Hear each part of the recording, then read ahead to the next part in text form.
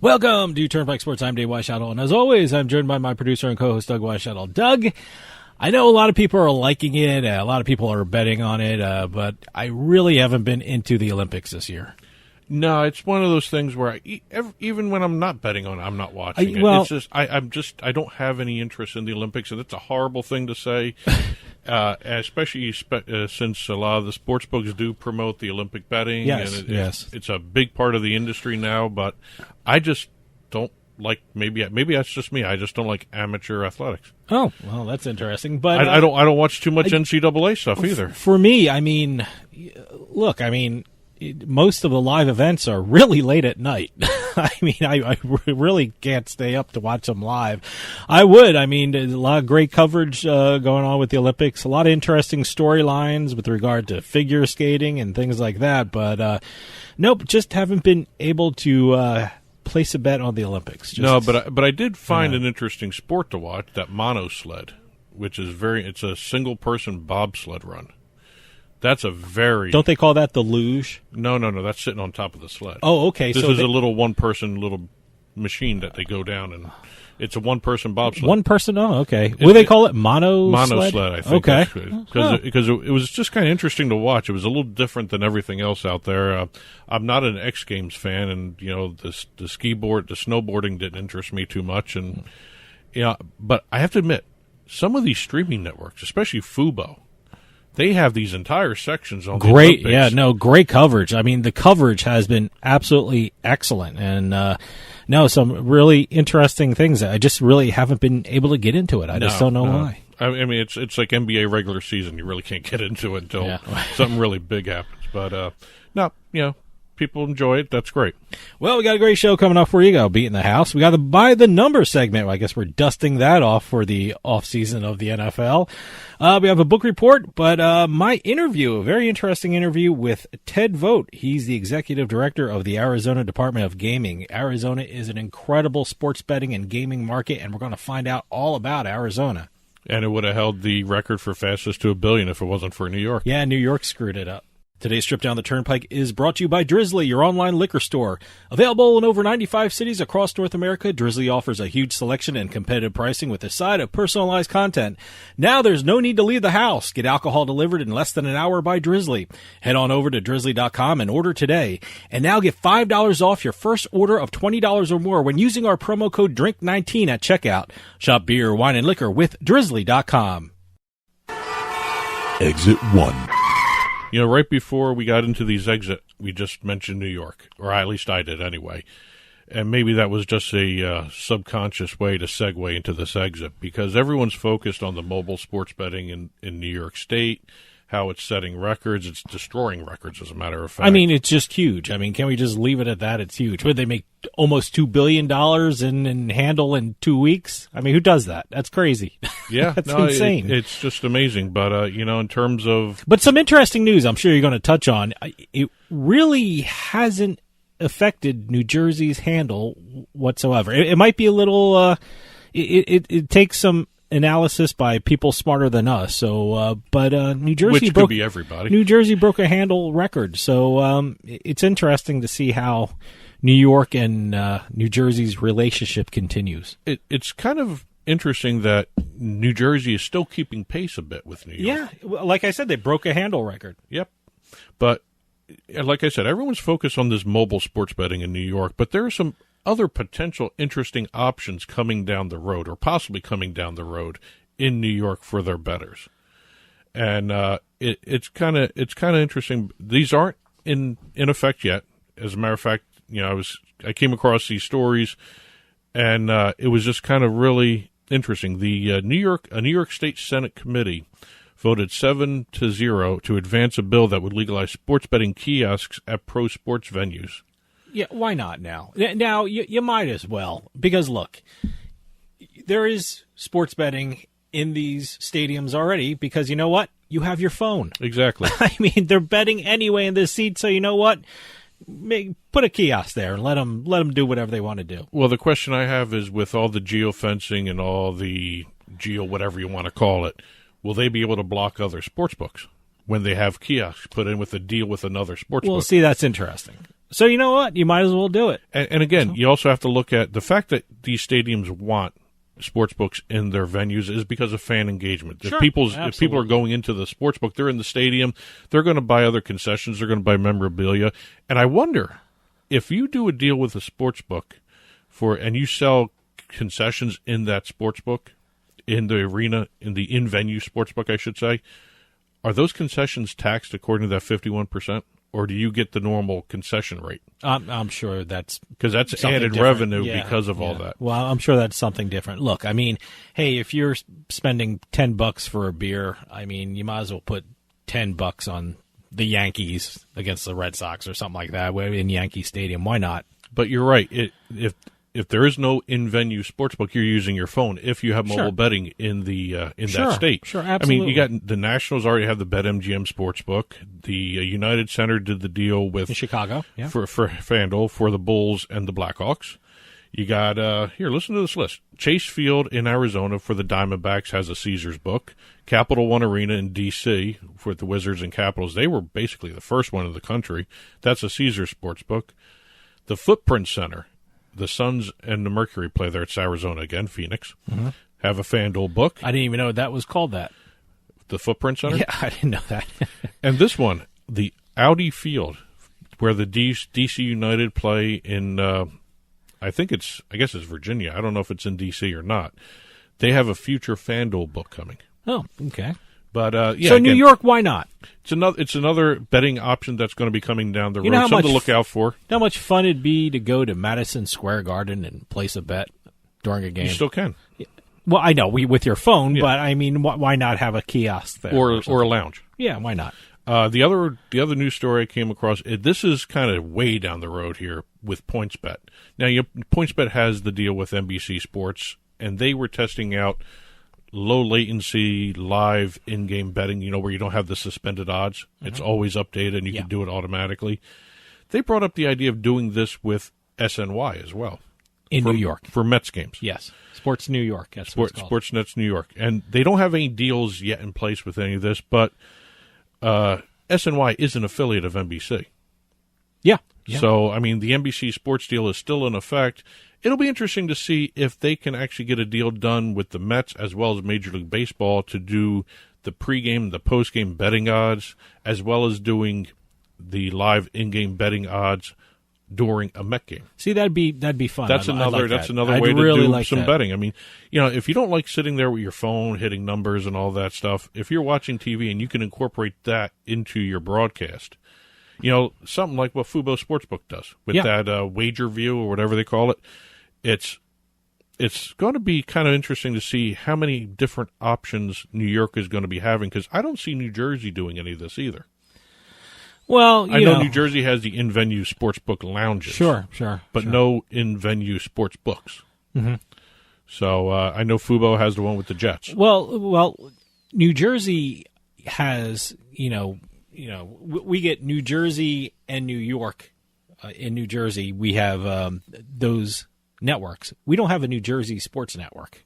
No. So even the Devils play on a New York sports media outlet. So it's one of those things, New Jersey doesn't have a sports media outlet. New York and Philadelphia does. So, and they broadcast right into New Jersey. So you might as well just do them. And everyone has sports betting now, and everyone has mobile sports betting now, and so might as well just do them. Well, like I said, 2 other options down the road that may happen. Exit 2. We've got an NHL22 tournament coming up, and this one is put on by the Florida Panthers themselves, an NHL team. Okay. And the Florida Panthers and X-Rocker Gaming have partnered to do 4 NHL22 tournaments on the Rivals platform. That's a esports platform that both Florida Panthers and X-Rocker Gaming have pages on, and they run tournaments that way. Now, what are the games? I mean, it's just NHL 22. Okay, so it's NHL 22. Okay. It's the I was just curious version. to see if they were. I assume they were doing hockey. I was just curious to see if they were doing any other games. No, this is just an NHL 22. Right. NHL 22 is the hockey version of Madden. Okay, yeah. And they're doing something different because they're having a couple tournaments called the Old Gen tournaments versus the New Gen tournaments. There's a whole series for each of those. The old generation tournaments are done on Xbox One and PS4s. The new generations are done on the new Xbox Series XS and the PS5. Okay. So if you have one of the older models, you're not cut out of this. Okay. That's the reason why they're doing this. So I'm assuming Atari Hockey is not involved. You mean Activision? Yeah. Oh, was it Activision? It was Activision Hockey.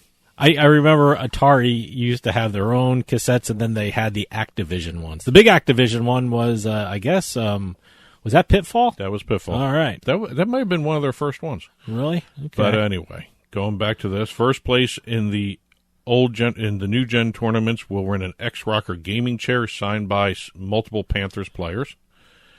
Second place finishers get a $50 credit to the Panthers team shop for the Old Gen series.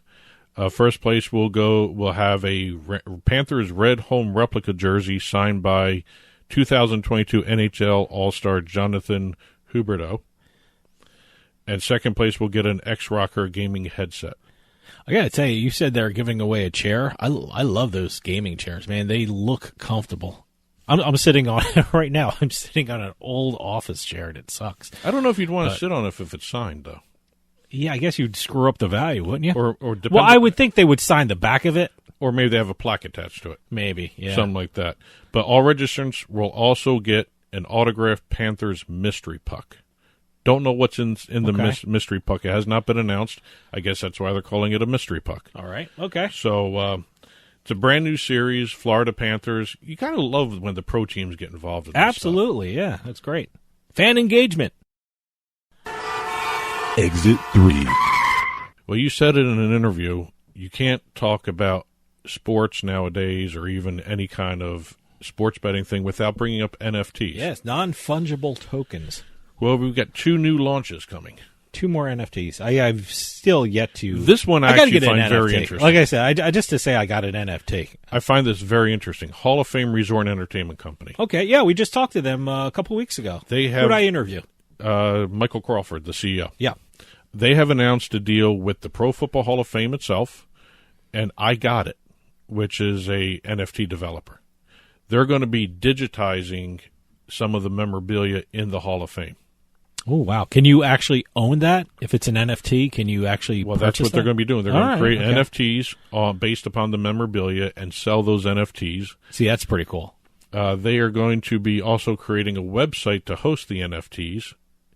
And what happens here is you're going to be doing a giveaway contest to start with.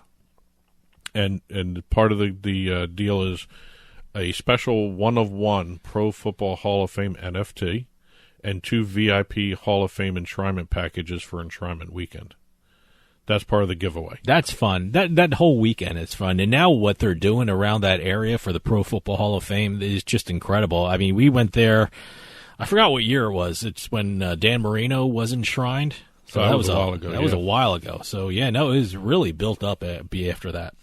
Well, everyone who enters the giveaway contest will also get a free commemorative Hall of Fame NFT and the opportunity to pre-purchase the official NFTs coming down the road. So what was that again? Tell me that again, because this might be my chance to get an NFT. You have to enter a contest. All right. By the Hall of Fame Resort and the Hall of Fame Village, basically. Okay, all right. And they're going to be giving away a 1-of-1 special Pro Football Hall of Fame NFT. Okay. and 2 VIP Hall of Fame enshrinement All right. packages. Well, I'm going to sign up. And everyone who does sign up gets a commemorative Pro Football Hall of Fame NFT. All right, definitely. Now I'm definitely doing it.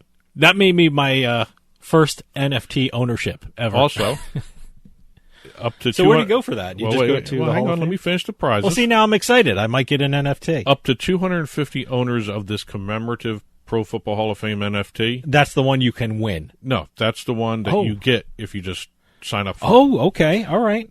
You get into the Hall of Fame museum free of charge. Oh, perfect. I get to get an NFT, and I get to go free into, NFT. A free NFT, and I get to go into the Pro Football Hall of Fame. Awesome. Yeah, no, it's. I may actually do it too. I've never been interested. So where do you go? in Where, like what website? If you go to the Hall of Fame Resort Entertainment Company's website, they've got an announcement there, and you can actually click on the link. And go right to it. All right. Yeah. No, I'll definitely do that. And Major League Baseball's Washington Nationals have entered into a partnership with Terra. And here's a new phrase you're going to probably hear a lot of. Terra is a decentralized autonomous organization. Wow. Basically, they're not regulated by anybody. That's kind of what they are. Okay. They will be working with the Nationals to establish a foundation for future blockchain and cryptocurrency applications for fans. So they're kind of a think tank. Okay. Kind of a thing. Wait, so what do they call it? A decentralized autonomous organization? A DAO. Okay. DAO. A DAO. Okay.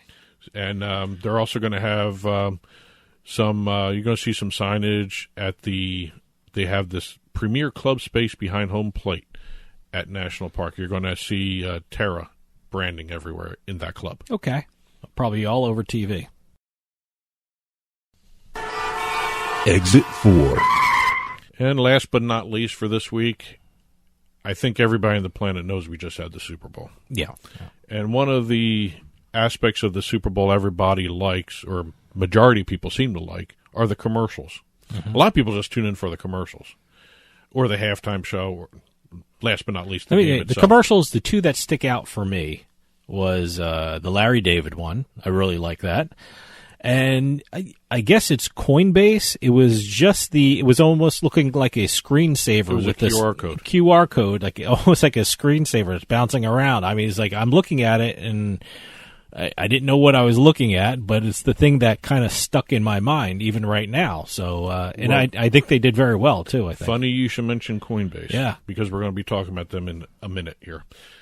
EDO, which is a data measurement and analytics software company, they rank all the Super Bowl ads every year. All right. And it's to look at which one drove the strongest consumer engagement.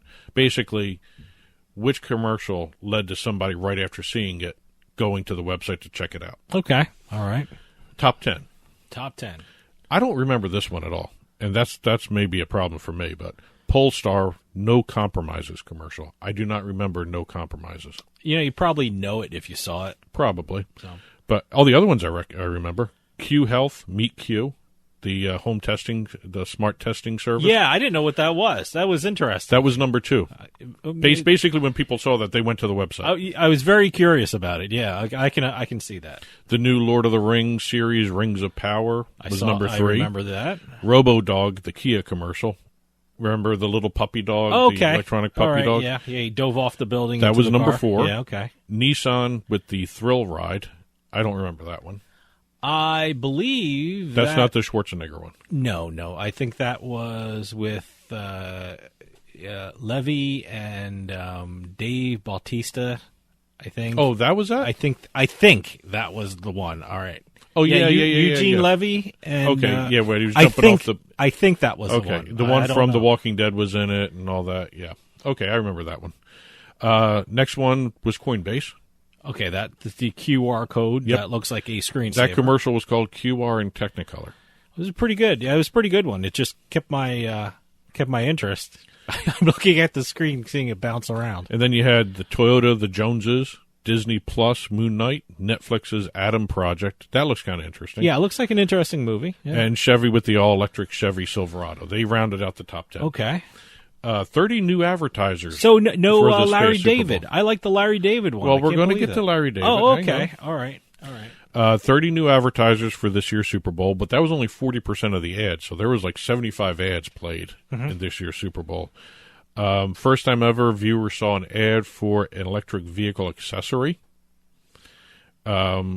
Kia had the most successful electric vehicle ad with 10 times better performance than the next one after that. Okay. Coinbase had the most engaging crypto ad. Okay. And the second most cryptocurrency popular, how it ranked ad was the spot that had viewers going on a time travel trip with Larry David. Okay, yeah, no, I see. I like that one, yeah. And top 3 celebrity appearances, Dolly Parton, Morgan Freeman, and Jim Carrey. The Jim Carrey one snuck up on me. I didn't know he was doing that. Yeah. So that's the NFL ads, who were the most, I guess, their version of fan engagement. And today's trip down the Turnpike was brought to you by Drizzly, your online liquor store. Available in over 95 cities across North America, Drizzly offers a huge selection and competitive pricing with a side of personalized content. Now there's no need to leave the house. Get alcohol delivered in less than an hour by Drizzly. Head on over to drizzly.com and order today. And now get $5 off your first order of $20 or more when using our promo code DRINK19 at checkout. Shop beer, wine, and liquor with drizzly.com. And as always, you can get in touch with Turnpike Sports by calling or texting us at 609-512-5910. That's 609-512-5910. At Turnpike Sports is the show's handle on Facebook and Twitter. At Turnpike Sports Radio is our handle on Instagram. And as always, our email address is info@turnpikesportsradio.com. And don't forget, you can listen to the show via Spotify, Amazon Music, iTunes, radio.com mobile app, as well as Stitcher and YouTube. You can also watch us on your smart TV, Roku, Amazon Fire, Apple TV. Head on over to turnpikesports.net. You'll be able to watch our video channel there. Well, we got a great show coming up for you. We got a Beatin The House segment. We got a By the Numbers segment. We're dusting that off after the NFL is all done. A short one. Okay, we got a book report. But right after this, I'm talking with Ted Vogt, Executive Director of the Arizona Department of Gaming. He's going to tell us all about the incredible gaming and sports betting market of Arizona. So stick around. We'll be right back with more Turnpike Sports.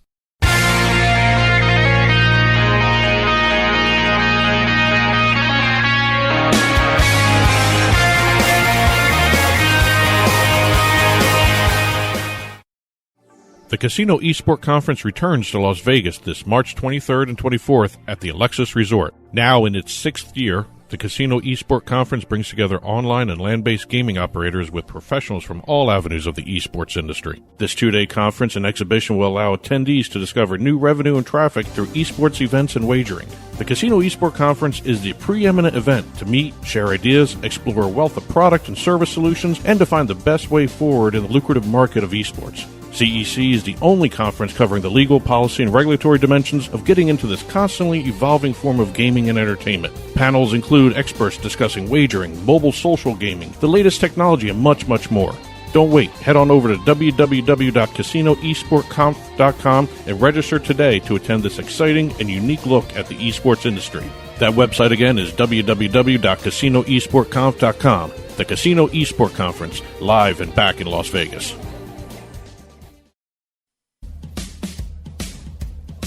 With some of the best promotions and offers in the sports betting market, PointsBet simply stands out. PointsBet is the only U.S. online bookmaker to offer points betting, where every yard, every point, every goal, even every play matters. Same-game parlays, good karma payouts, early payouts, and exclusive game day promotions and guarantees for all sports. PointsBet offers more bet types than any other bookmaker in the world, offering a unique set of markets that aren't available anywhere else. And now PointsBet is offering one of the best sign-up offers in the sports betting market today. New customers signing up with code BET21 receive 2 risk-free bets up to $2,000. Get up to $500 back if your first fixed odds bet loses, and up to $1,500 if your first points betting bet loses. That's code BET21 for 2 risk-free bets up to $2,000 at PointsBet. PointsBet, it pays to be fast. Must be 21 years or older and in New Jersey to place a bet. Terms and conditions apply. Gambling problem? Call 1-800-GAMBLER. Free stuff is awesome, but free stuff that will spice up your bedroom is even better. Just go to adamandeve.com and select almost any one item for 50% off, and then we'll load on the free stuff. Just enter this very exclusive code, BABE16 at checkout, and you'll get 10 tantalizing free gifts, including a sexy item for him, a special toy for her, and a third item you'll both enjoy. And 6 extra special bonus items that are sure to rev your engine, pique your curiosity, and even blow you away. Plus, free shipping! Always sent in discreet packaging. Go to adamandeve.com now. Get 50% off plus the 10 free gifts when you enter the exclusive offer code BABE16. That's BABE16, because without it, no free stuff. That's BABE16 at adamandeve.com.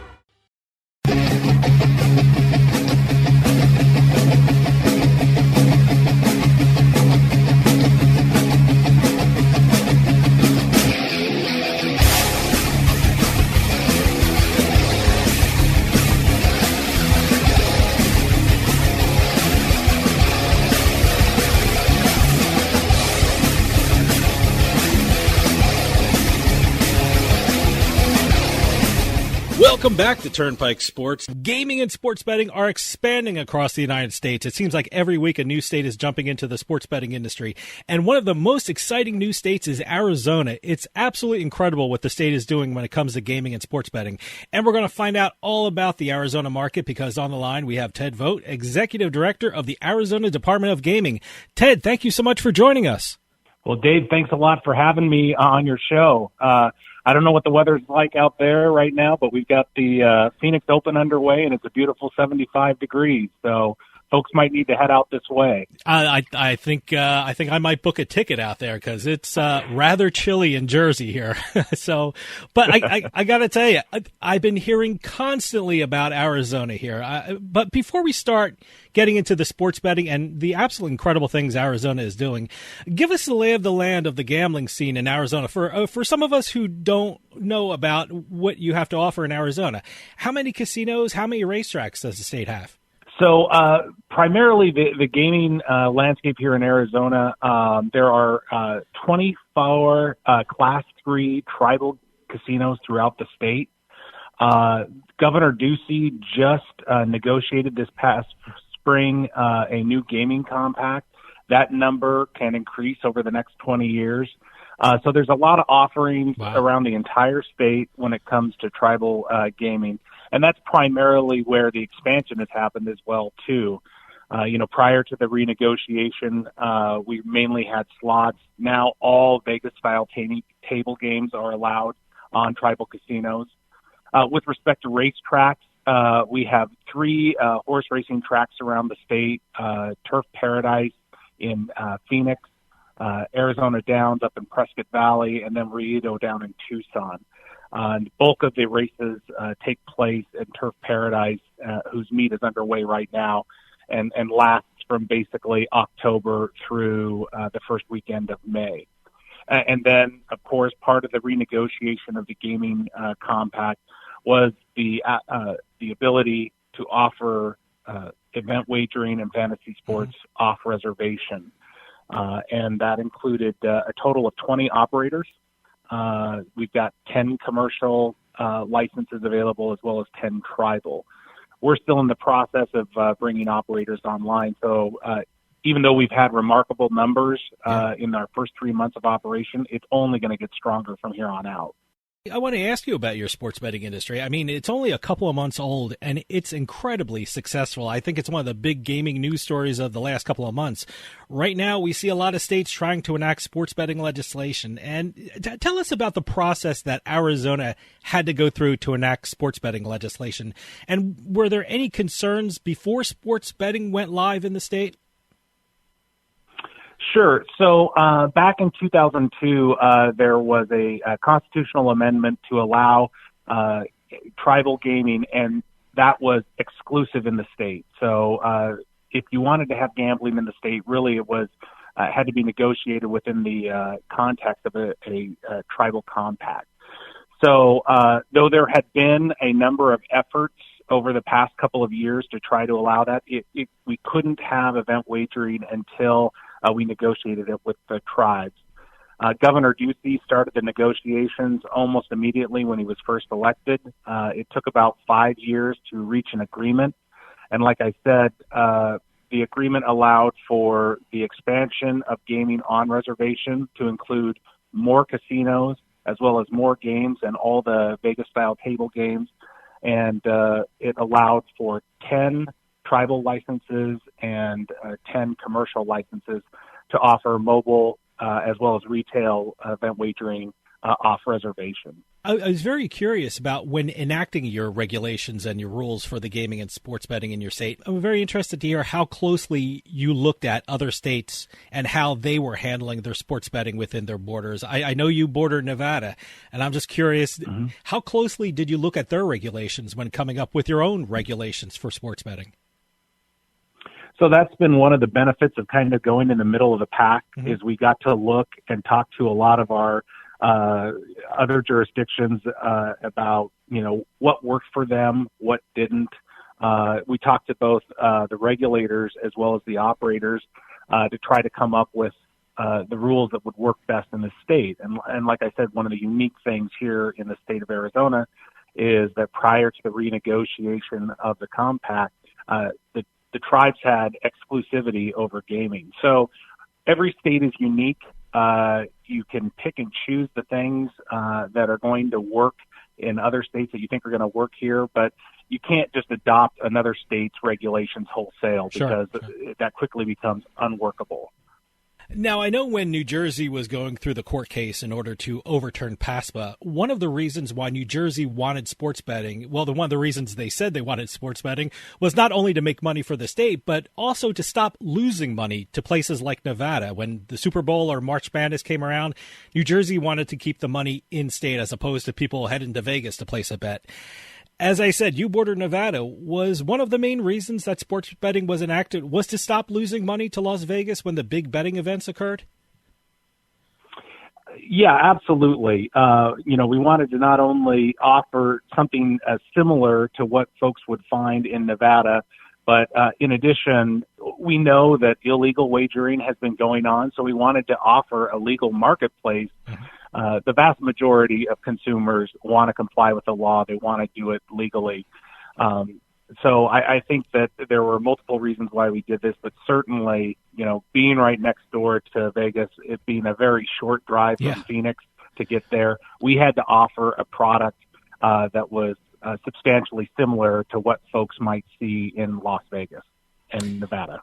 I'm curious to hear about the locations of your sports books, your retail sports books, and your casinos. I mean, like I said, I'm sitting here in New Jersey, and all our casinos are located in the southeastern corner of our state. But how about Arizona? Where are your casinos? Where are your sports books located? Are they throughout the state? Absolutely. So certainly there are quite a few casinos in the Phoenix metropolitan area and the Tucson metropolitan area. But we've got tribes all the way throughout the state that have one or two casinos. So people can find a gambling location very near wherever they want to go in the state. One thing that I would say with respect to the retail books is, we're still rolling this out. And right now, there's only 2 retail books that are operated by the sports teams, and those are in the Phoenix area. Over the next couple of months, we're expecting more to come online.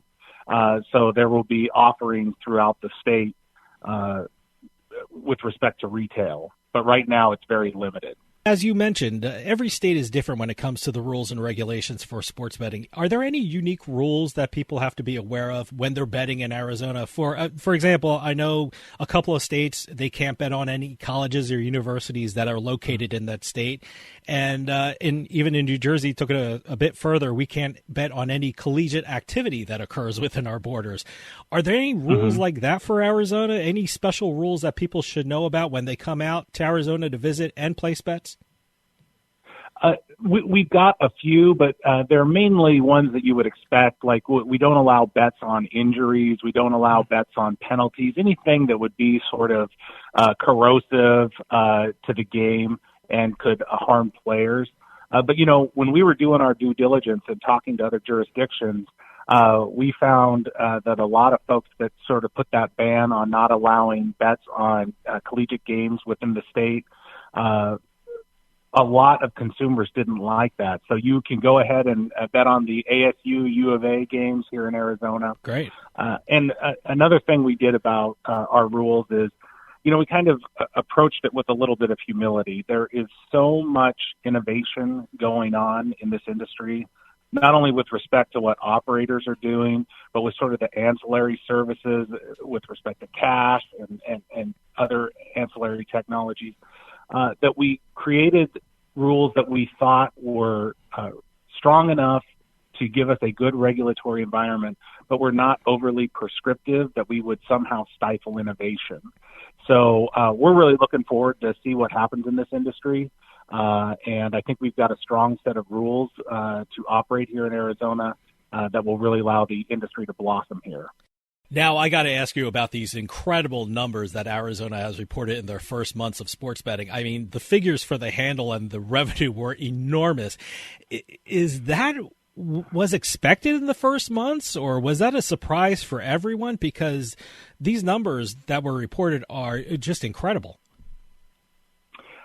They certainly surprised me. Like I thought that it would take us a couple of years to get to this point, but certainly there was just a stronger appetite out there among consumers.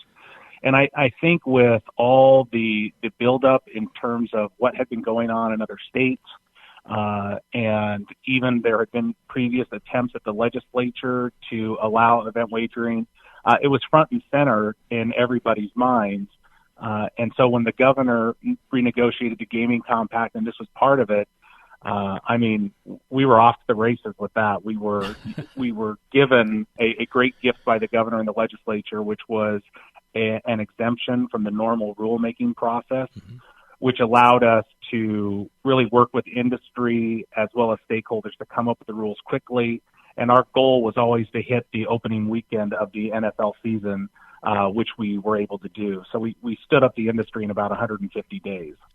Yeah, I just want to throw this out for everyone so everyone understands these numbers. In September and October alone, which were your first 2 months of sports betting, you had $777 million in handle, which is an absolute incredible figure for 2 months.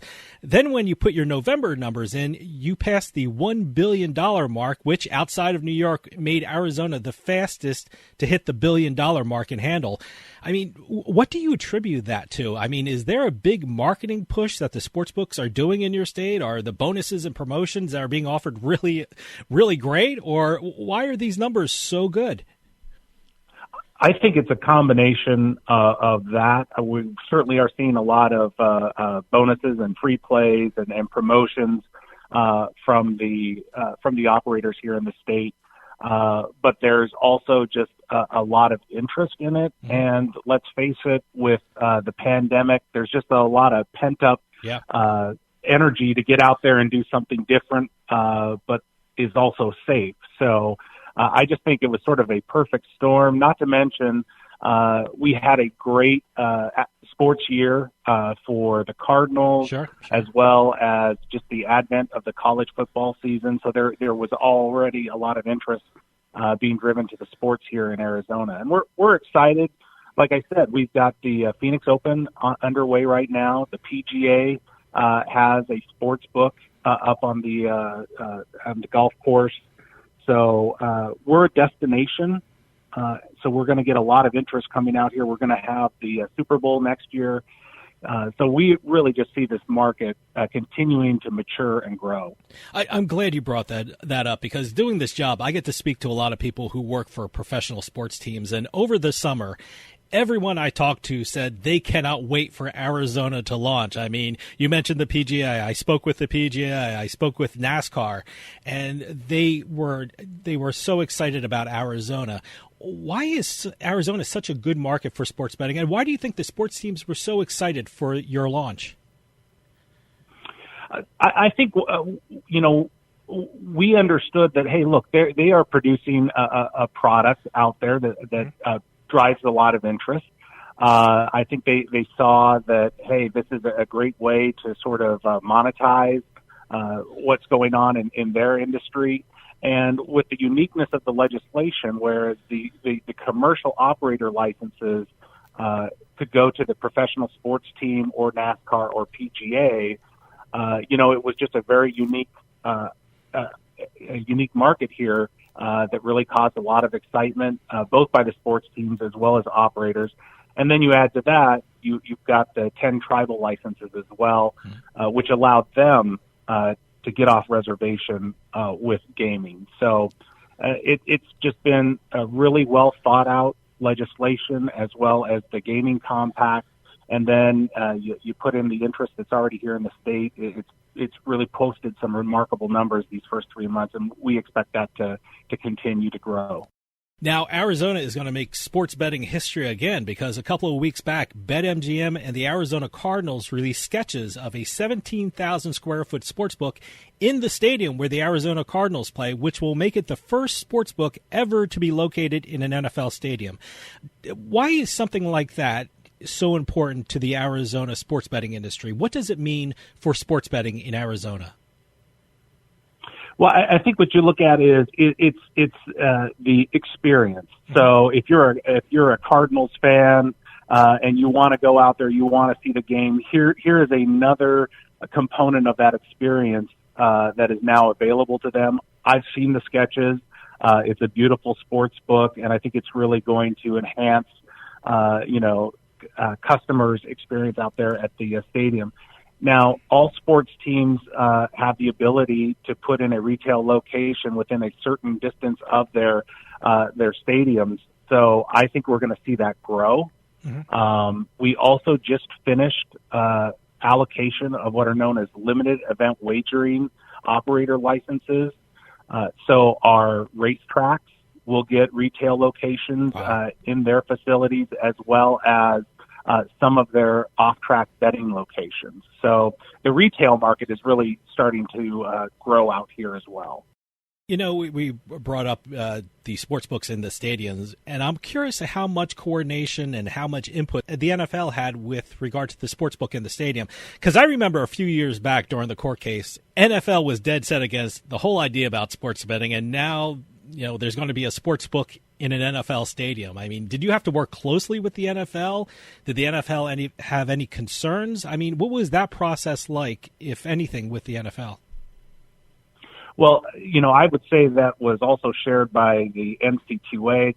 Everyone on event wagering. I mean, it's been remarkable how these organizations, how their position has moved over the last 3 years. I've been at the department for 3 years now. From when I got there, it was really seen as sort of a prohibition to now, like you said, we're seeing sports books in NFL stadiums. And I think that has more to do with what's been happening in other markets, that they see that, there's not this parade of horribles that initially they were concerned with. We certainly took their input on responsible gaming and integrity. And I think because it's worked out so well in other jurisdictions that we were not in any sort of fight whatsoever. It was really sort of a collaboration from the get-go of, hey, what do you need? What can we do to ensure the players are protected, the athletes are protected, and that the game keeps its integrity intact. So we've had a great relationship with all the governing bodies, all the professional teams, and really the operators as well. You mentioned you were expecting more deals with professional teams and sports betting operations. I know recently the Arizona Coyotes did a deal with Sierra Bets. We're expecting more and more deals like this with different leagues and different teams. Are deals like this essential for the growth of sports betting in Arizona? With respect to the commercial licenses, yes, because the way the statute is written is that it's a professional team or franchise that gets a commercial license. So what you've seen is the Diamondbacks, the Cardinals, the PGA and NASCAR, which specifically were called out in the legislation. So there are 2 remaining commercial licenses. Right now they're sort of tied up in litigation. So we'll wait to see how that litigation is resolved before we go to any sort of application process or allocation for those last 2 commercial licenses. So on the commercial side, yes, it is tied to those professional sports. On the tribal side, all 10 tribal licenses have been allocated, and by the end of the month, we expect all 10 of those to be online. Well, let me ask you about that, because like I told you, every time I look at news stories, Arizona's involved. I mean, you guys are always at the top of the news stories because so much stuff is happening in Arizona. The Navajo Nation just did a deal with Hard Rock Digital. When do you expect Navajo Nation to go live with the Hard Rock Digital in the state? So they'll be online, I believe, by the 23rd of this month. Wow.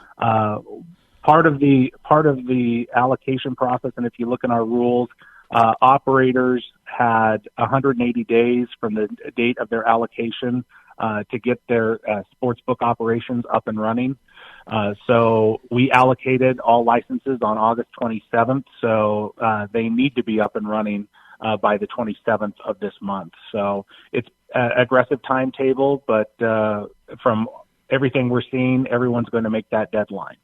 Now, one of the important issues when it comes to sports betting and gaming is responsible gambling. What is Arizona doing to promote responsible gambling in the state, and are there any programs the state is implementing when it comes to promoting responsible gambling? So that was probably our biggest concern when we were looking at drafting the rules. I mean, this really is a paradigm shift for gaming in the state of Arizona. Prior to event wagering, you had to go to a casino to engage in any sort of gambling. Now you have the convenience of gambling from your phone. So we really took that seriously. We worked with operators to figure out, hey, how are you going to identify who the patron is? How are you going to verify their age? How are we going to make sure that you are that only those who are legally allowed to gamble are gambling? So we feel confident with what we've done with operators, that they are doing their due diligence. We are also putting into place a lot of resources available through our our Division of Problem Gambling. And the other thing I think we're going to be rolling out here soon is sort of a prevalence study, so we can get sort of a baseline in the state of gambling or problem gambling in the state, so we can see what's happening over time. And then we can put in countermeasures to kind of deal with that. But it was certainly a major concern of ours with that mobile component and that convenience of gambling from your phone.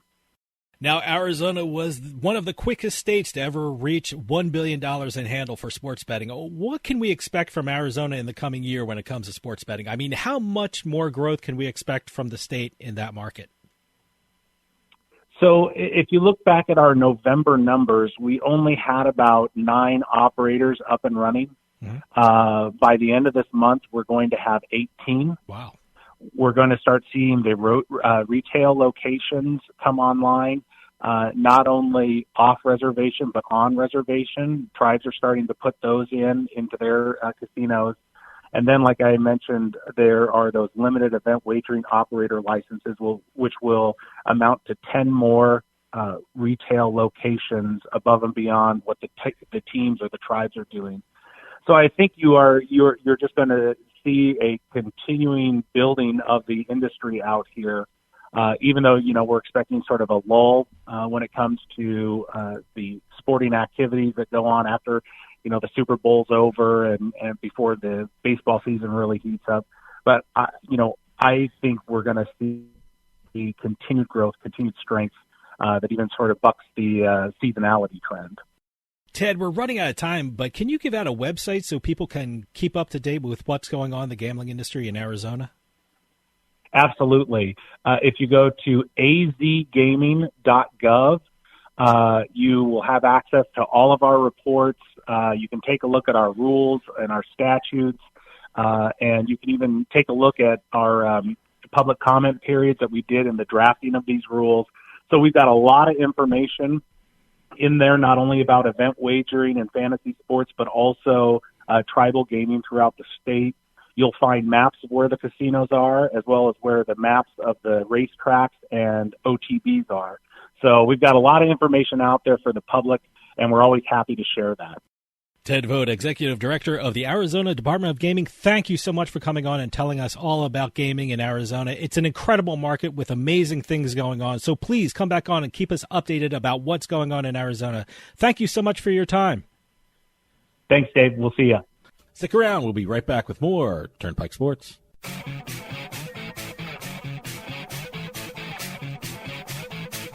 two, three, four.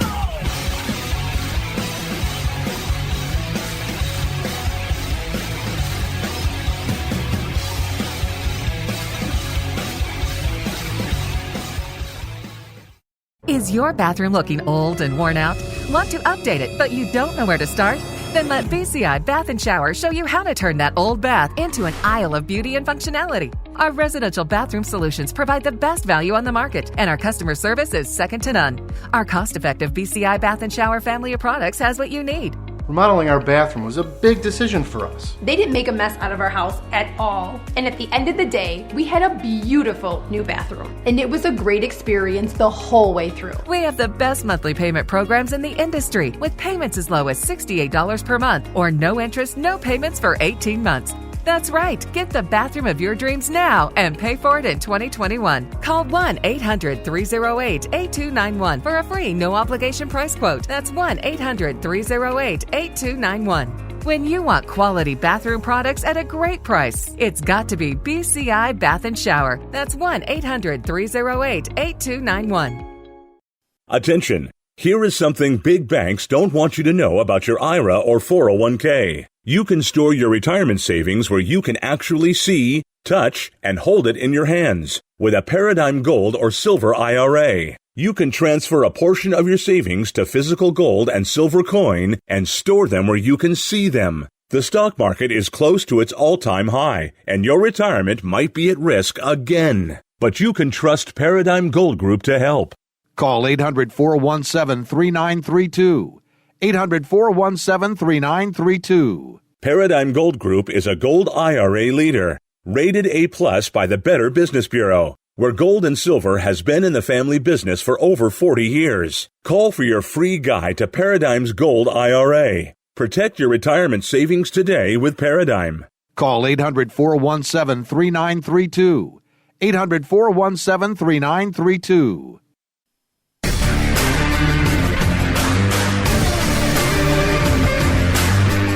Casino. People gotta win sometime. Now, if you'll excuse me, I have a giant, colorful check to deposit. Beatin The House is brought to you by BetMGM Casino. Play your favorite casino games at BetMGM Online Casino. Slots, table games, live dealer games, everything you love about Atlantic City and Vegas, all online at BetMGM. Don't wait. Join in the fun now. Go to BetMGM Casino, create an account using our promo code Turnpike, and become a verified player. New players get $25 free when signing up, plus a first deposit bonus up to $1,000. That's promo code Turnpike at BetMGM.com for a 100% deposit match up to $1,000 plus $25 free. Grab a lion's share of the fun at BetMGM.com.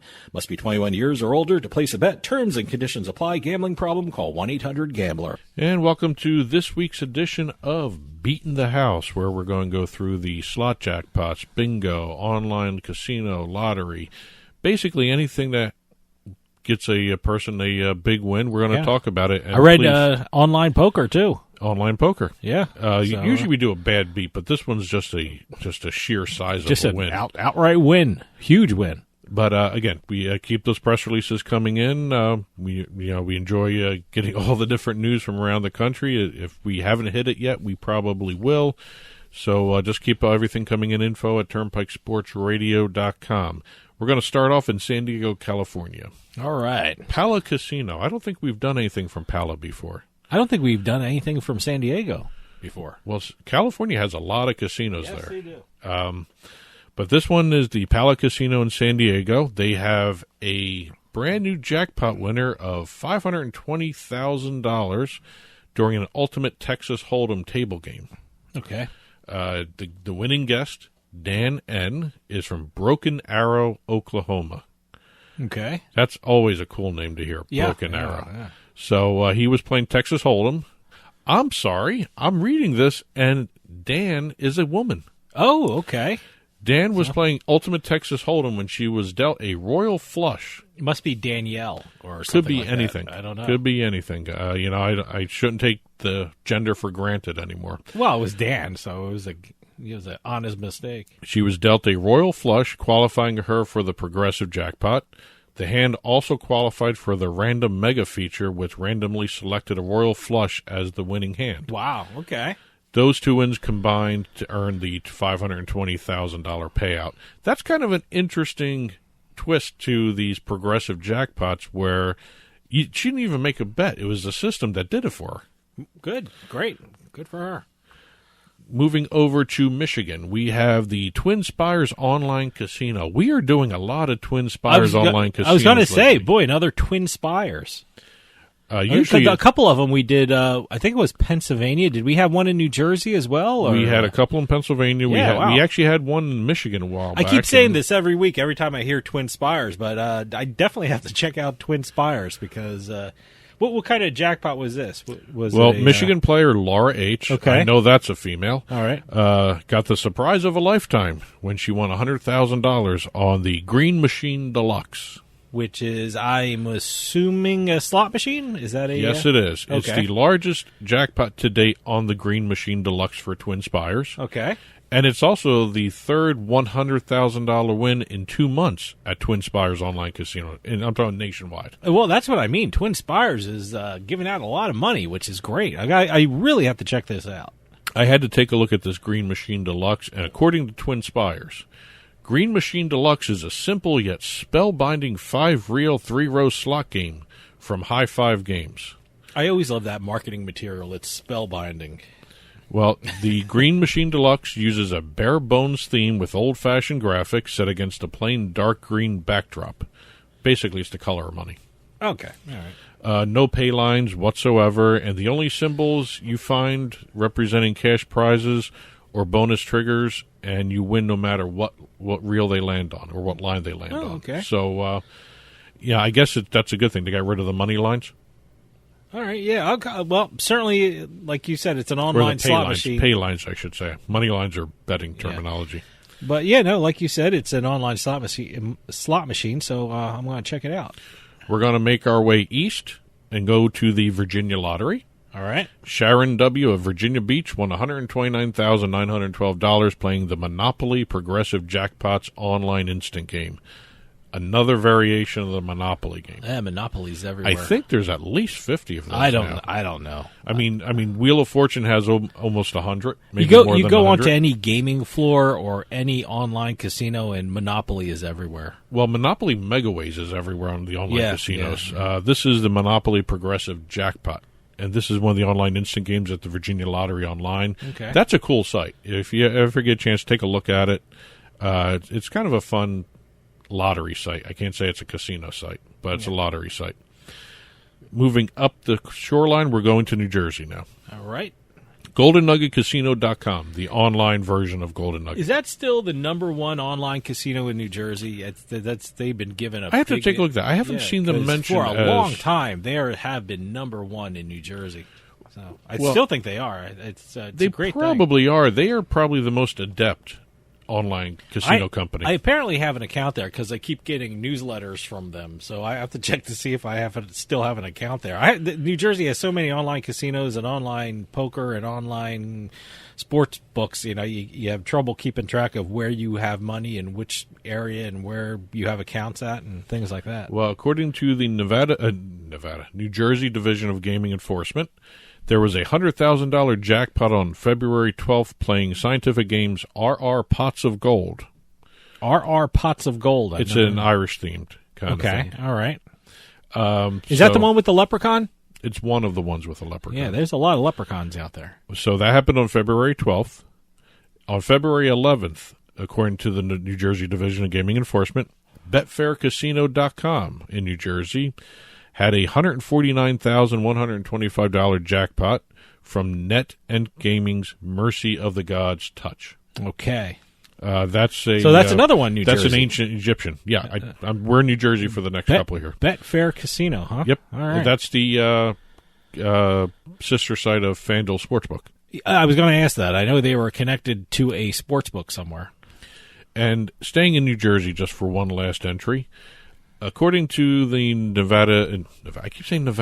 Jersey Division of Gaming Enforcement, from January 1st of this year to recent, to date, 168 jackpots of over $50,000 each have been handed out. A total of $15,884,000 have been paid out by online casinos and brick-and-mortar casinos in New Jersey. I was going to ask that. Is that online and brick-and-mortar? It's both. So, all right. Okay, now here's the poker jackpot that you had teased at the beginning of the segment. Yeah, it's a crypto thing, isn't it? Crypto-based poker platform Coin Poker. A player who goes by the nickname Tony G. And this is the release. Just destroyed the world record for the largest poker hand ever won online. That's what they put in? That's what they put in. Just destroyed, huh? He was playing a three-handed 5,000, 10,000 pot limit Omaha game on Coin Poker. And when the final card was dealt, he won a record-setting $7.75 million pot. Wow. I'm assuming that's $7.7 million in the cryptocurrency they were using. I don't know if this is actual money. Yeah, I don't know how they... Maybe it was a lot more if it was crypto. Or a lot less if it was crypto, depending on what the value of the crypto coin was. Yeah. But Tony G flopped a 10 Jack Queen King Ace straight and a pair, because it was pot limit Omaha. Okay. While his opponent was chasing the nut flush and a full house after flopping 4 to a flush and 2 pair. All right. Poker fans, if you understood that statement, God bless you. I did that. I mean, it sounded like a very interesting hand. It was... Well, the problem is, I don't know how you really couldn't. It was online, so you really couldn't follow it like on TV or anything like that. And I don't know how fast they dealt the cards on these things either, because some of the sites dealt them. Well, I play a lot of online poker, and I would assume it's done similar to the real money. Well, this is real money, but the real money New Jersey online places. Well, I was reading up on this. And he was involved in the previous record pot. Who, the guy that Tony won the G, record? but on the Tony losing G? side. Oh, okay. So he's been involved in some of the big time poker pots on, I guess, crypto based poker sites. Okay, all right. So, and last but not least for this week, we've got a double win at the Virginia Lottery. We're going back to the Virginia Lottery. A pick 3 double win. A double win. Yes. Okay. Jalen Taylor. A double win by one guy? By one guy. By one guy, okay. Jalen Taylor won $52,000 in a single pick 3 drawing. Now, I'm making note by saying single drawing because he had 104 tickets for this drawing. This was on November 18th. Of the same number. He had 104 tickets for this one drawing on the November 18th drawing, and each of his tickets won. All 104 tickets. So these were all the same number, huh? Each had the winning 3-digit combination of 960. Wow. In that drawing. So each of those tickets won $500. That was the top prize of the game. That's interesting thinking. If I were to buy 100 tickets, which I have never done in my lifetime, I would have had 100 different combinations just to increase my chances of winning, you know? But unless he boxed it or something. It's interesting. I don't know. So that was the first one. He won He won $52,000 on the November 18th drawing. Okay. He liked it so much he did it again 2 months later. All right. He won $80,000 on the January 10th drawing. He had 160 tickets with the winning combination of 5-4-2. That must be like a strategy. I don't know. Maybe I should try something like that. Anyone with a lottery book out there, send it over. I want to take a look at this. Are there lottery books? How to win the lottery? There's got to be. There's books on Keno. Well, there's books on how to win at slot machines. I don't get that. I don't get the whole strategy there. But no, it must be some kind of strategy he's using. So again, it's working. His 160 tickets each won the $500 top prize.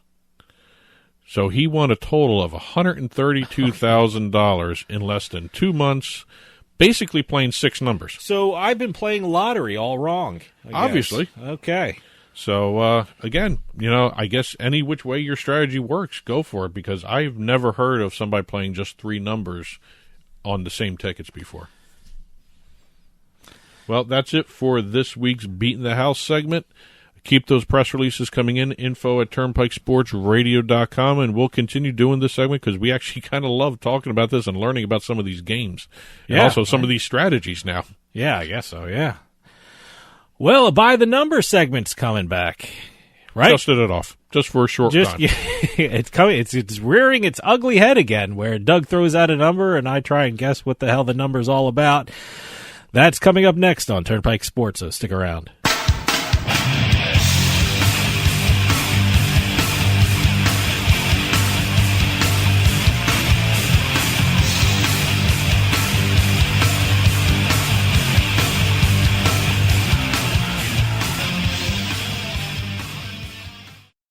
Auto Accident Help Desk is a marketing agency connecting callers with attorneys. Providers pay a fee for advertising services. I love getting my kids ready and driving them to school. But a careless driver can change your life in an instant, and insurance companies want to settle on the cheap. Auto Accident Help Desk connects victims with powerful lawyers. They fight for you. I called Auto Accident Help Desk and got help for my pain and suffering. Don't let an insurance company take advantage of you. Our attorneys fight and beat big insurance every day. Call 800-297-9766. 800-297-9766. If you've been injured in an automobile accident in the last 6 months, you owe it to yourself to make this free call with no obligation. We're available 24/7 to help you get the money you deserve for your pain and suffering. Auto Accident Help Desk helps accident victims like you every day. Call 800-297-9766. 800-297-9766. 800-297-9766.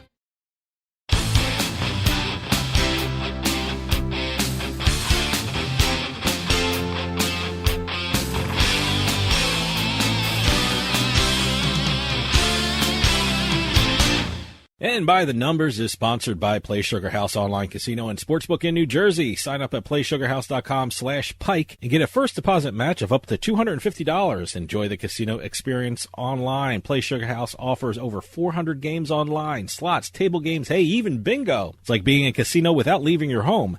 That's playsugarhouse.com/Pike to get your first deposit match of up to $250 today. Must be 21 years or older and physically present in New Jersey. Gambling problem? Call 1-800-GAMBLER or visit 800gambler.org. And welcome to the very first By the Numbers segment of the brand new year. Yes. Actually, I can't call it a brand new year because we're at the end of February here as we're airing this show. So never mind what I just said. That was kind of dumb. Let's start. This is going to be a short one because as we're moving ahead with some of the other different sports coming up, we're going to have some pick segments down the road here. So I just thought this was kind of a very interesting topic that really didn't fit anywhere else in some of the other segments. So I figured let me do a By the Numbers and dust it off. Okay. The number is 2,222. I actually think I know what this is because just it's a weird number, 2,222. This is the world record thing, the chip thing? The Guinness World Record for casino chips and gaming tokens. Is there a Guinness World Record thing for everything? Is there can you break any world record? Probably. Is it everything's a world record now? Well, I mean, if I have enough pens, do I have a world record pens in my house? I'm sure there's a I'm record. saying pens because there's a pen sitting I don't know right if Guinness has it, but somebody's probably maintaining a record of that sort of thing. But, okay. All right. Well. But here we go. Greg Fisher, who lives in Las Vegas, Nevada, he had 2,222 items in his casino chip and gaming token collection, the largest private personal collection of chips and tokens. He had the Guinness World Record crew come out, and after 12-week review process. Wow, 12 weeks? 12 weeks. 12 weeks. All right. He got word via email at 4:19 a.m. last week, 2 weeks ago, by the time we're airing this, that his new world record was approved. They came in and they examined and looked at every single chip. They didn't count all of them, but they counted enough that gave him 2,222 as the new world record. I'm curious how much that would be worth if he cashed the chips in at the casinos, or is it worth more now that these are collectibles. You know, if he has, I'm assuming he has chips from places that are no longer there. I mean, the casinos that went out of business or have been knocked down or whatever.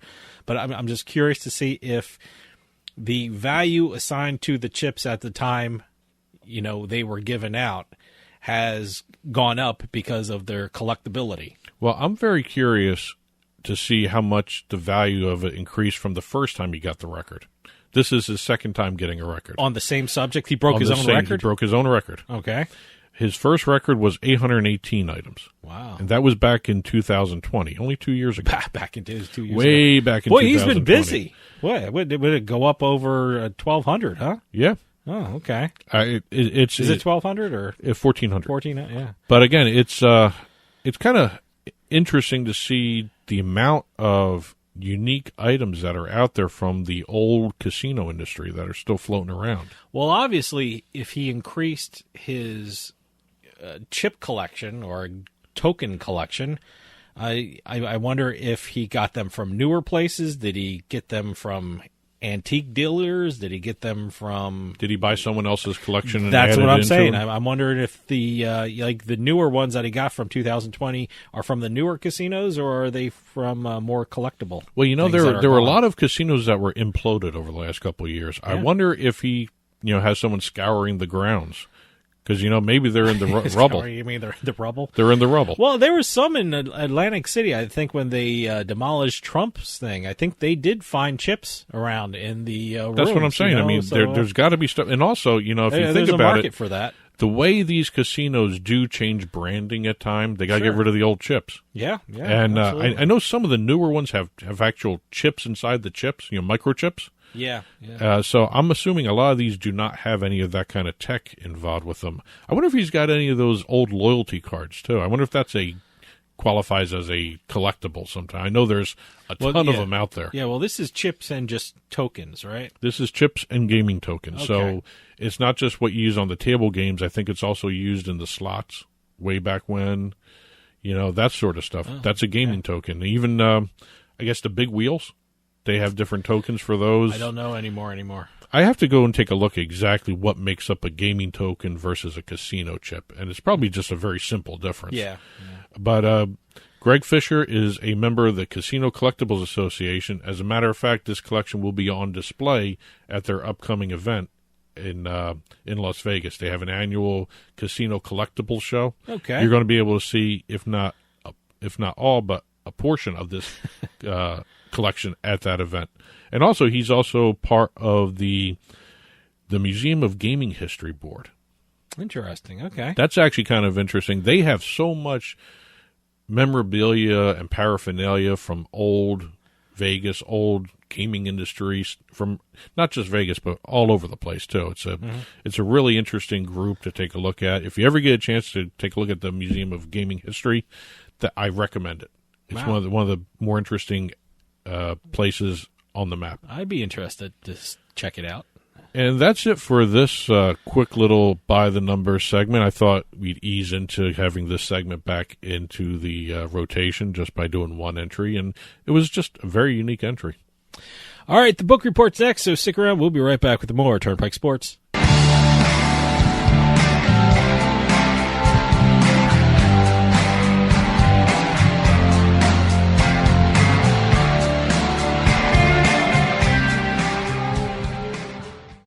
The IRS is the most powerful collection agency in the world. I couldn't sleep. We were being audited. They do not give up until you pay. They put a lien on my house. How about you? Do you owe back taxes? Call Tax Solutions now and get some help. For a limited time, the IRS offers a tax forgiveness program called the Fresh Start Initiative. Our team can make it easier for you to pay back taxes, avoid tax liens, and get a fresh start. Sometimes you just need a second chance. I call Tax Solutions now, and they got the IRS off my back. At Tax Solutions Now, our affiliates are all accredited by the Better Business Bureau and members of the National Association of Tax Professionals. We saved our home and overcame the most powerful collection agency in the world. Time is running out. Call Tax Solutions now. Call 800-299-1132. 800-299-1132. 800-299-1132. 800-299-1132.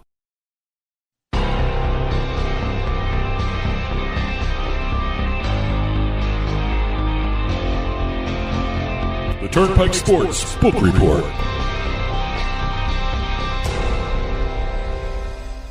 The Turnpike Sports Book Report is brought to you by BorgataSports.com. Your favorite casino is now your favorite sportsbook. Available anywhere in New Jersey, BorgataSports.com. Sign up at BorgataSports.com using our promo code PIKE, that's P-I-K-E. Make your first wager of $20 or more and you'll get $100 in free bets. That's $100 in free bets when your first wager on Borgata Sports is $20 or more. Get into the action with BorgataSports.com. Must be 21 years or older and in New Jersey to place a bet. Terms and conditions apply. Gambling problem? Call 1-800-GAMBLER. And welcome to this week's edition of the Turnpike Sports Book Report, where we go through the national and state reports. Boy, do we got a lot of those, especially with the Super Bowl numbers. Yeah, Super Bowl numbers were great.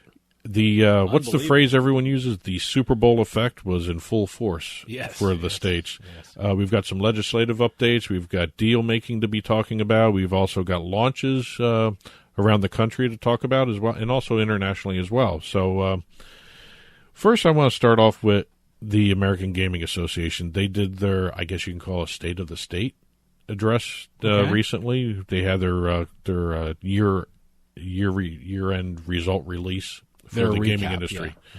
Yeah. According to the American Gaming Association, legal U.S. sports betting generated $57.22 billion in handle in 2021 and $4.29 billion in revenue.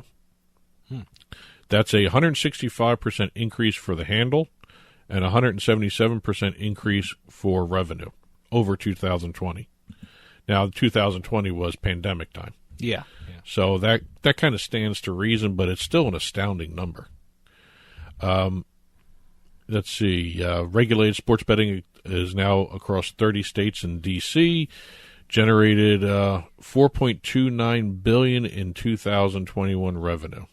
That's I had to repeat that number because it's just really kind of an astounding number. Online casino gaming across 6 states generated $3.7 billion in revenue. Wow. Can you imagine if online casinos were in the same amount of states as sports betting? Oh, no, it'd be incredible. It'd be absolutely incredible. Online casino gaming almost matched the revenue for online sports betting. And there's only 6 states reporting. So, I mean, online casinos aren't in as many states as sports books. You got 30 versus, well, actually 31 if you want, 32 if you count Puerto Rico now. Yeah. Because Puerto Rico just launched 30 states, 2 territories. 30 states, 2 territories, versus 6 states with online casinos. Again, I don't know why states are against these online casinos. I kind of understand it because it's one of those, they don't want to, their constituencies for the senators and houses and all that stuff. But, it's like Massachusetts. They don't want to do sports betting for some reason. I've never understood that. But they don't even want to do online gaming either. Yeah. No, it's weird up there. According to GeoComply for the Super Bowl now. According to GeoComply, GeoComply reported from Saturday up until halftime at the Super Bowl, there were over 68.2 million geolocation transactions, more than twice the amount seen over the same period in 2021 for the Super Bowl. And that's just starting Saturday before the Super Bowl. Yeah. I mean, people were betting weeks before that. Well, again, the number is sort of misleading because we have more states now. Sure. And it's not twice the number of states either. I think there was 20 for last year's Super Bowl. I don't know. And now we only have 30. I mean, we have 9 more states, but twice as much betting. I'm assuming New York had a lot to do with that. Yeah, I would. New York and Arizona, those 2 states probably had a lot. Like to I do said, with New York's everything. numbers are just astounding. I mean, they throw the equation. It's just what they do to the numbers of the overall sports betting market in this country are just incredible because of New York. Well, speaking of New York, GeoComply released New York's numbers. Okay. For the first 30 days of sports betting transactions. So it started on January 8th, right? Right. It's not a full month. Not a full month, okay. There were 1.7 million unique online sports betting player accounts set up in New York in the state's first 30 days. So that's not a lot of number. I thought it'd be a lot more. Yeah. 1.76 million unique online sports betting accounts. That's 12.6% of the state's age 21 and up population. I thought that number would be a lot bigger. Well, look, a lot of people, especially like in the New York City area, not a lot of people who actually bet in New York actually live in New York. A lot live in Connecticut and New Jersey, so that might make the numbers a little weirder. I guess so. But here's a weird number. Approximately 5.6 million unique accounts accessed legal online sports books over Super Bowl weekend. That seems like a small number to me. No. They said, according to GeoComply, it was a 95% increase from last year. Well, that's pretty good. That's a great number, but still, it still seems kind of small considering, what is it? 144 million Americans have access to legal sports betting of some way, shape, or form. Well, like I said, it's a very interesting area, a very unique area. There's most people who work in the New York City area, which is the bulk of the numbers coming out. I mean, certainly upstate New York people were registering, but the bulk of the people were in the New York metropolitan area. It's a lot of, like you said, people work in New York. They live in Connecticut and New Jersey, and you know what? Some people still like the promos in New Jersey, and some people still like the promos in Connecticut, so maybe they didn't do anything in New York. So I don't know. But the numbers are still incredible for New York. I'm still impressed with the New York promos that they're doing, especially with that 51% tax rate. I know everyone's hitting everybody over the head with that 51%. It doesn't seem to be slowing down New York because of the sheer volume of people in that state, but sure. I was actually really impressed with how the sportsbooks were doing the promos for the Super Bowl. And I've been noticing that some of these sportsbooks had early leads and they're down now. I saw one stat, Caesars in New York is outperforming Caesars Lifetime in other states. Sure. Well, look, I mean, for someone who sees the media coming out of New York, because I live in New Jersey, I mean, Caesars is everywhere. They're on billboards, they're on buses, they're on TV every hour, they're on the radio every hour. The Caesars is just promoting itself like you wouldn't believe in this area. So, yeah, I would understand that's why Caesars has been so great and has been one of the highest handle books in this region. Well, do you want to go through some of these numbers for the Super Bowl itself? Sure. New Jersey All reported a $143.7 million Super Bowl handle. Okay. Compared to $117.4 million the year before. That's a 22% increase. The win was $7.8 million compared to $11.3 million in last year's Super Bowl. Oh, okay. So revenue went down, handle went up. Well, a lot smarter bettors? Smarter bettors in New Jersey. Well, is it a matter of less parlays? No, because you can't parlay props. I know, but people people love those same game parlays. So and they're being promoted everywhere in the state. So I don't know if people are betting less parlays, but I just think they're. Let me tell you something. I think there's so much information about the sports now. There are so many betting shows and so many betting podcasts and betting radio shows here. I mean, everyone knows every stat of every player now if you wanted to. So, when we say smarter bettors, probably we're meaning more informed bettors because they're, they're getting all the stats, Even when we were doing picks, we were we knew against the spread what was the record against the spread and what was everyone doing and the different scores from past games. So it's information is at your fingertips now. So it's helping bettors a lot. Well, I just think maybe it was a lot of the prop bets because as soon as somebody figures out a way to allow parlay betting for prop bets, you may see a whole different animal here. Because I couldn't parlay prop bets in any of the sports books. No, they were all counted as single bets. Sure. But they had special things. They had the special bets. Someone getting an MVP and you'd win, and how many points so and so would get, or how many yards so and so would get. There was some special offers in certain sports books that you can look for. Speaking of special offers and places. Nevada Sportsbook reported an all-time high of $179.8 million handle on this year's Super Bowl, and a revenue of $15.4 million and a hold of 8.6%. Wow. That was not their best Super Bowl in terms of revenue, though. But in terms of handle, it was. The best revenue Super Bowl was the Eagles-Patriots game. Really? Okay. $19.7 million in revenue and a 16% win win rate. That was interesting because that was before everyone else allowed sports betting. Yeah. Yeah, that was before PASPA was wiped away. Well, that was when Donovan McNabb threw up in the huddle and they lost the game at the end. The Patriots Eagles. Yeah. Well, I thought you meant the one a couple years ago. Super Bowl 48. Okay. All right. Yeah, I thought the one we watched in Atlantic City. Not that one. Not that one. Not the Philly special one? No, it was not the rematch. That was way before sports betting was allowed. Yes. Oregon Lottery reported over 250,000 bets on the Super Bowl versus 150,000 last year. That's an increase of 66%. Mm-hmm.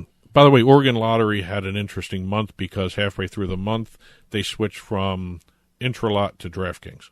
Okay. And DraftKings saw a rise in betting when they took over. Oh, okay. Kind of an interesting little side note there. Illinois Gaming Board reported $60.5 million in Super Bowl handle and $9.5 million in adjusted gross revenue. The New Hampshire Lottery, $7.7 million handle for the Super Bowl, down 12.5% year over year.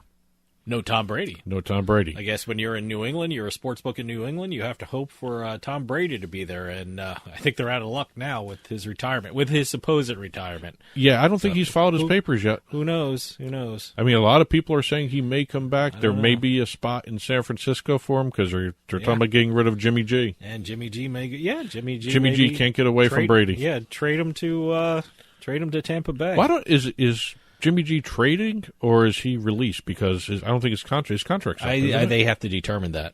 So, 28% of the bettors in New Hampshire had Massachusetts addresses. Well, yeah. Everyone's coming from Massachusetts. I mean, you're missing out on the boat here.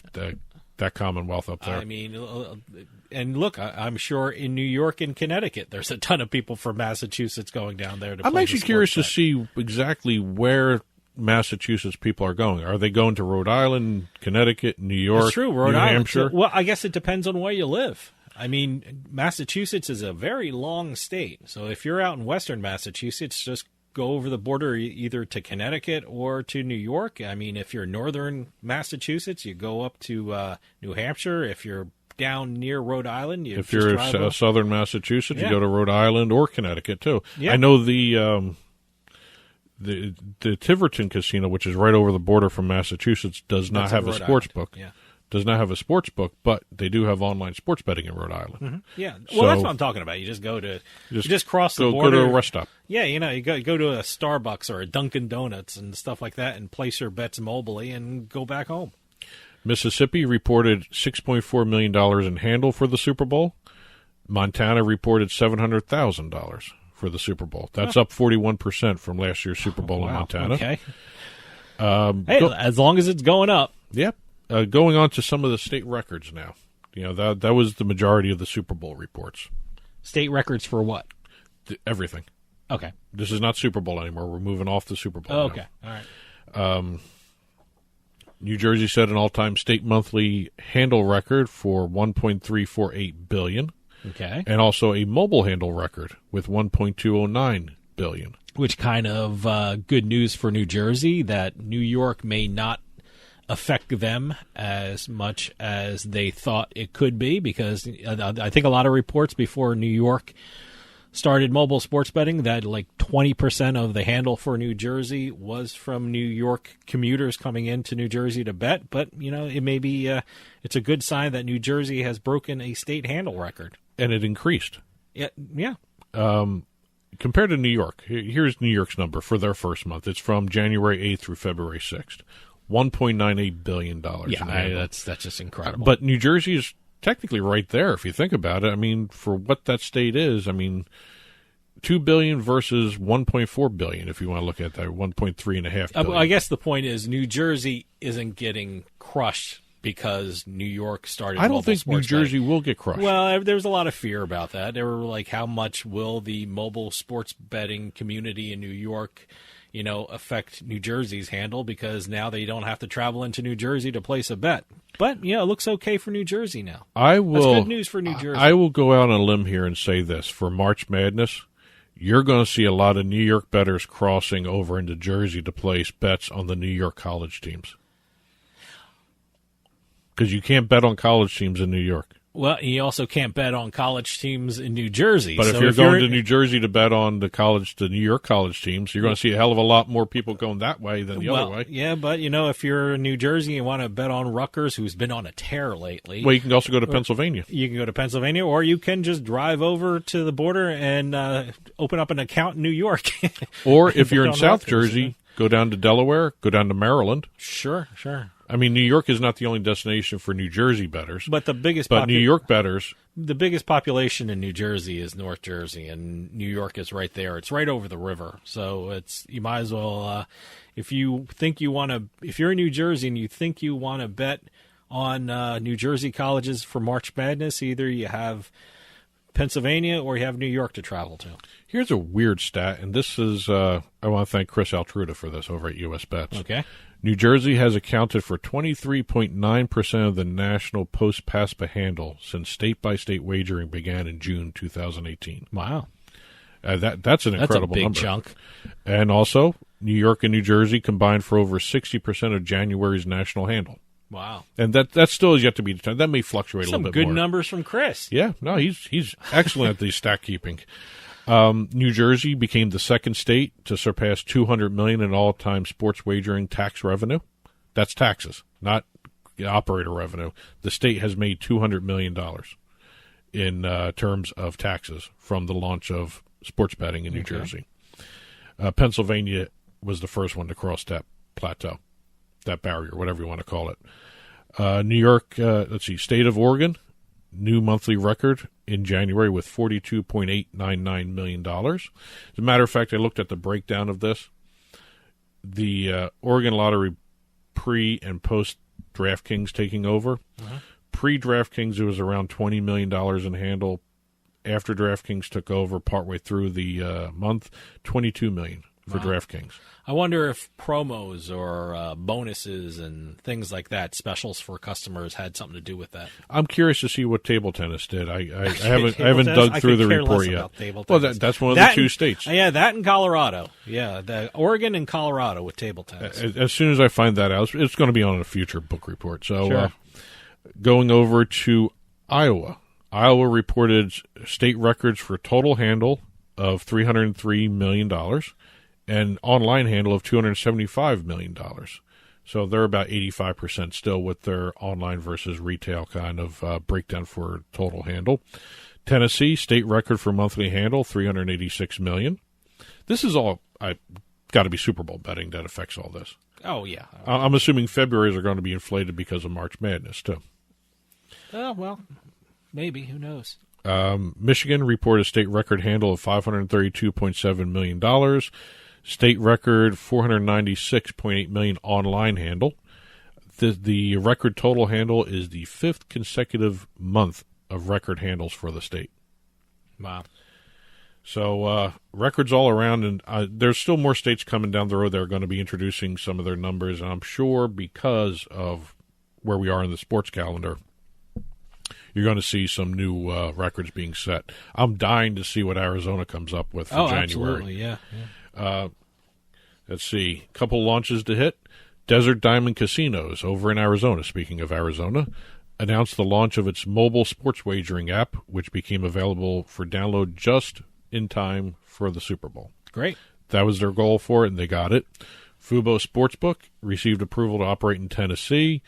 That marks 10 online sportsbooks for Tennessee and the third state for Fubo. Fubo's live in Arizona and Iowa as well as now Tennessee. The PGA Tour launched their new free-to-play game. They've been talking about this for a while now. Yeah, it's been like 6-7 months now. Their partner is PointsBet, but for the free-to-play game, it was PointsBet, PGA, and this company that I'm seeing a lot of, and they are becoming one of the leaders in free-to-play games, Low Six. Okay. This was launched just in time for the Genesis Invitational, which happened last week. I'm assuming you just go to PGA Tour's website and just there's links everywhere. Okay. Yeah.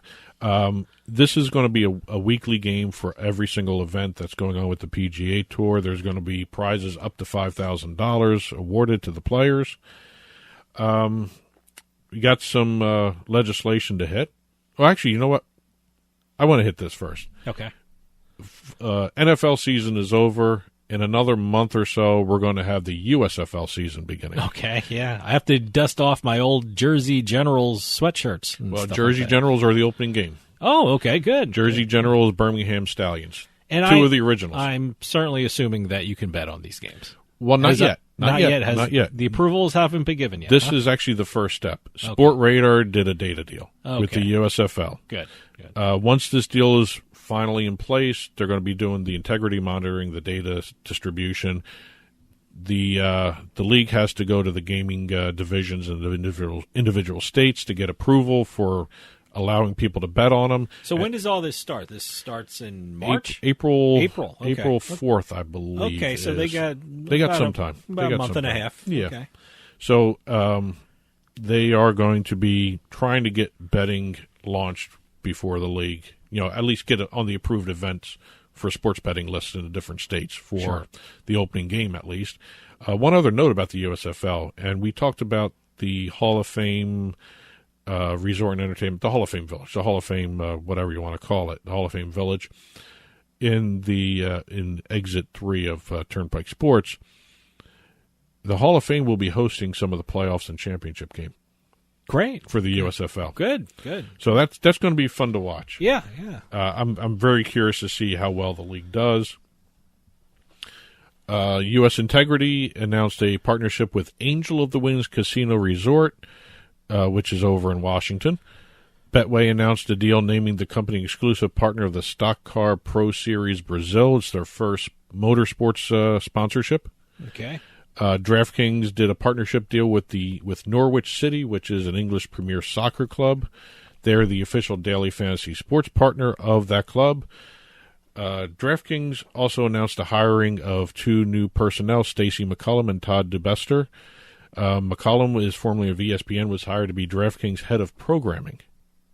That's an interesting title for DraftKings. Yeah. And DeBester is coming from Disney and Universal. He's not a sports betting background person. Kind of an interesting note for New Jersey in terms of legislation, and I guess it's legislation, but zoning approval, I guess that's what you can call it. Sure. The New Jersey Casino Reinvestment Development Authority approved the request by Continent 8, which is an infrastructure company for sports betting and online gaming, to build a 5,300 square foot modular addition to the Atlantic City Convention Center. Okay. Now it's not going to be in the convention center. It's going to be outside, attached to the convention center.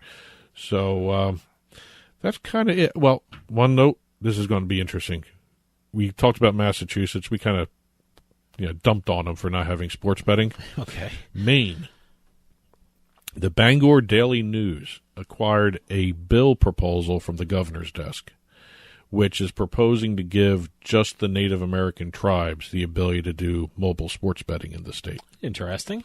Okay. So they're not going to the private companies. They're going to the Native American tribes to see exactly. Well, it might be an easier route for sports betting. I don't know. They've had a different set of laws. It's the first time the governor has done something. Because the governor is the one that's been vetoing everything. Mm-hmm. Now the governor has a bill proposal which is focused on mobile sports betting. South Carolina has a bill that would legalize sports betting, horse racing, card and dice games, and electronic gaming devices for bill expansion. And the bill requires revenue to go to highway, road, and bridge maintenance. And our friends over at SBC, Sports Betting Community, announced that the organization has joined the Ukrainian Gambling Council. Okay. Representing betting and gaming industry in the Ukraine. I just wanted to give them a little shout out there. Okay, absolutely. That's it for this week's Turnpike Sports Book Report. Keep those press releases coming in. info@turnpikesportsradio.com. And we'll continue to report on as much as possible. If you're following on TV, the news ticker has a whole bunch of other different stories that we didn't have a chance to cover on air, as well as the print version will be up on the blog, turnpikesportsradio.com. Click on the blog button, and you'll have the print version right in front of you there. And that'll do it for us this week. We'll see you next time on the Turnpike.